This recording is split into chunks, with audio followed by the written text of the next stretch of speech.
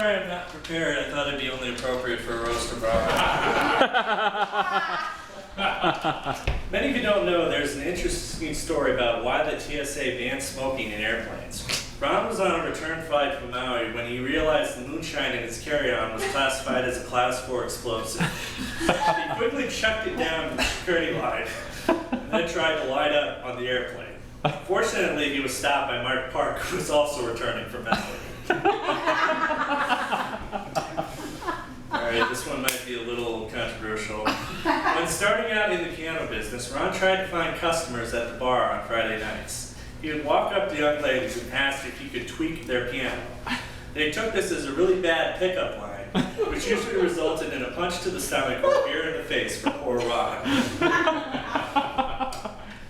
Many people have inspirational words in their definitions at home. I don't know if any of you have had those. Example is inspiration, making others believe in their own goals. Ron says preparation, the worst 2 minutes of my life. Ron,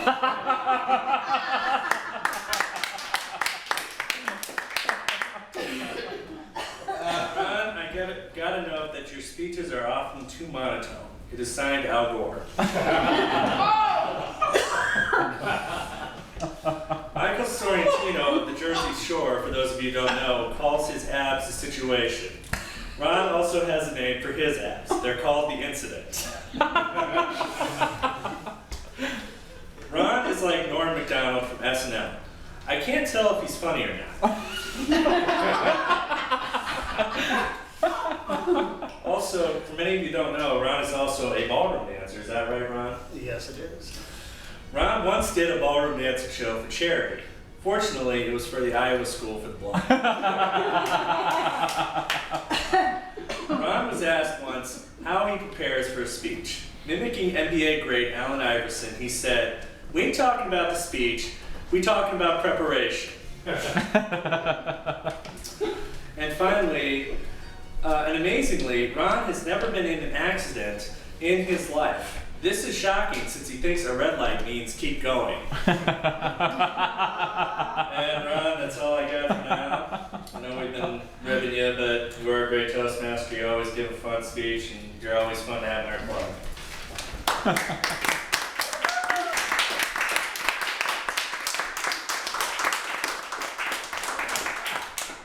Today we come not to praise Ron Kroenke. I mean, what can you say about Ron Kroenke? Well, Stan Kroenke, you know, billionaire son-in-law of the co-owners of Walmart, you know, let's see, you own the basketball team, football team, hockey team, lacrosse team. We might have something. So first I'm going to start with the word Kroenke. I looked it up. Now, according to the Germans, Kroenke is a Norse word. And according to the Scandinavians, it's German. Not surprising. In Yiddish, Kroenke means a tall, thin fellow. In High German, it means green. Now, a tall, thin, green fellow. Kroenke? Kroenke? Kroenke? Frog is a derivative term for French. And he comes out appearing very French when he comes up with some of his interesting concoctions. Bacon-flavored white lightning. Anyway, like other frogs, you will find him embalmed. The difference is, of course, he makes his own embalming fluid. Now, I'm not saying it's strong. I don't know what 498 proof means. But I do know that there's a patent between him and NASA, and when he wouldn't sell it to them, well, you know what happened to the space program. Anyway, so back to Kroenke. Kroenke. I like that part. Anyway, what do we say about Ron?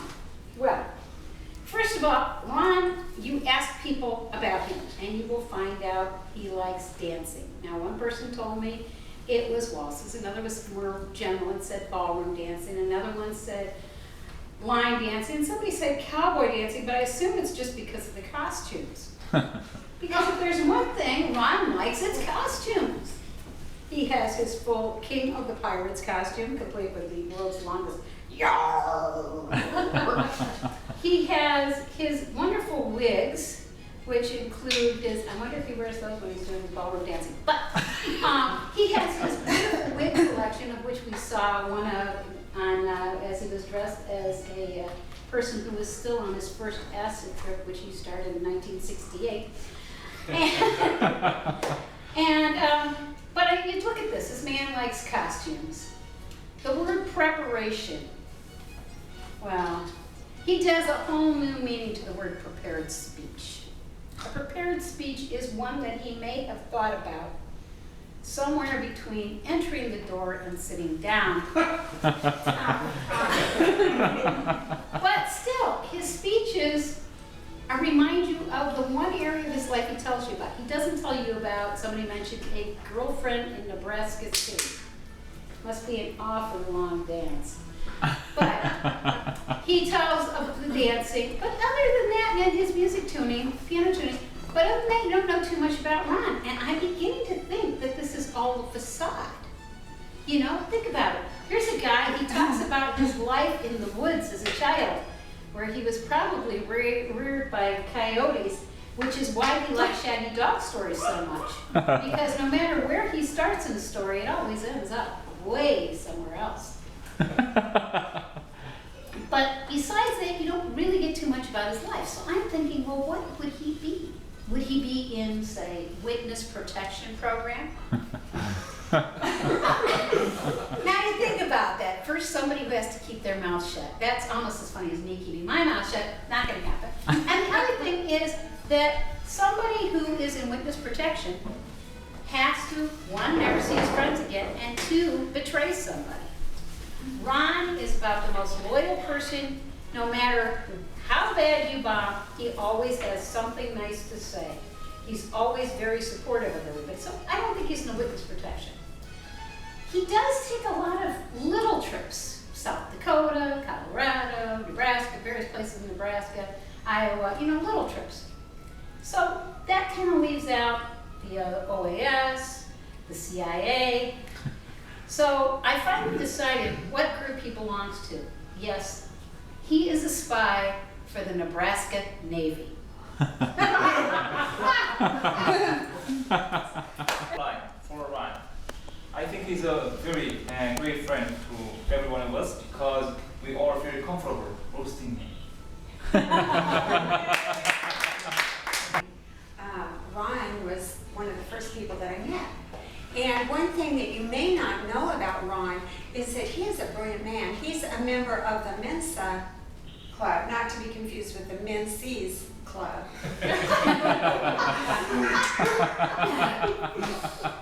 And so one of the privileges of being one of the Toastmasters Club 229 members and having Ron give speeches was someone of that high level of intelligence. Your intelligence has to be over a certain amount, and his is way up there, I don't remember what it is the subject matter that you're exposed to.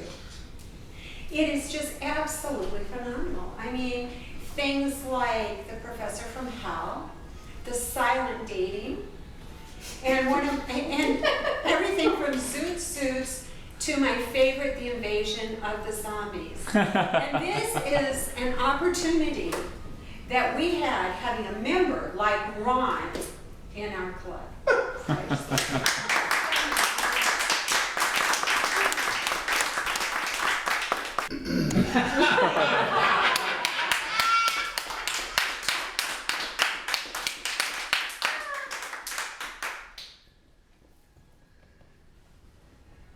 Eamon, I'm proud of you for noticing that I am never prepared.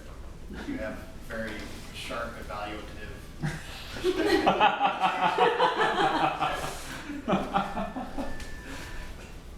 Yes, procrastination has been my mother of invention. It's a badge I wear proudly. Very untoastermanship like me. Master shipman like.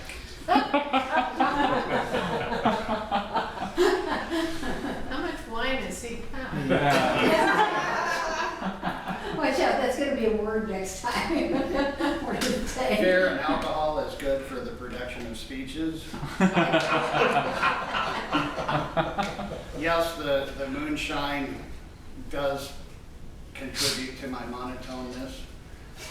It's hard to have a silver tongue when it's pickled. Green from corrosion.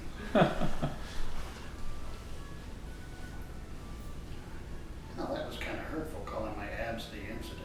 It used to be a situation, then they became a worry, and now they're a past incident that we don't talk about. Well, I don't know about Norm Macdonald, but I know whether I'm funny or not. I crack myself up. And yes, I do run across the red light, but like with procrastination, it's the yellow light that gives me inspiration to carry on and try to salvage the speech that I wasn't prepared for to begin with. It wasn't really red, it was just a very deep orange. When the wire comes up, then we run through it and go like this. Finally made it. The timer is done. We've gotten past it. And Meg, thank you for making fun of my name, because all through first grade, through the rest of my entire life, I was Cronky the Donkey. So that is an improvement. Old number 7, anything donkey or mule related. I was even Mule Gibbons when Mule Gibbons had the Great commercial. Yeah, the embalming fluid is a skill that I had to perfect, and by making it bacon flavor, I felt like it became more palatable to us all, and especially zombies in particular, pirates, and all of the other crazy things that I've tried to introduce into the club. Storytelling. Thank you for noticing that I've been on acid since 1968. I said your character had. I was only 4 years old. It was called DJ a hippie. She's no hippie compared to my parents. They were on the outside, apparently, staunch middle class suburbanites from the farm, but they did mind altering experiments on me. Oh, that explains. I was raised by shaggy dogs and coyotes, werewolves. I don't know what they were. They were strange, shifting shapes in the forest at night. By the time I finally came out of the witness protection program and landed in 229, I felt like I had done enough work for myself that I'm able to confront all of you people who are out to do me harm tonight and come through it again unscathed. If the speeches in 229 didn't kill me and being unprepared, my manual titled Learning by Reverse Example was always well received. I feel like I've become bulletproof in 10 years of 229. So if you want to hurt me, you'll have to do far better. I spent some time on YouTube last night looking at the old Dean Martin roast. They had the Sinatra, Ronald Reagan, Don Rickles, Foster Brooks, such grace and style and class all in one room. It gives this group something to aspire to.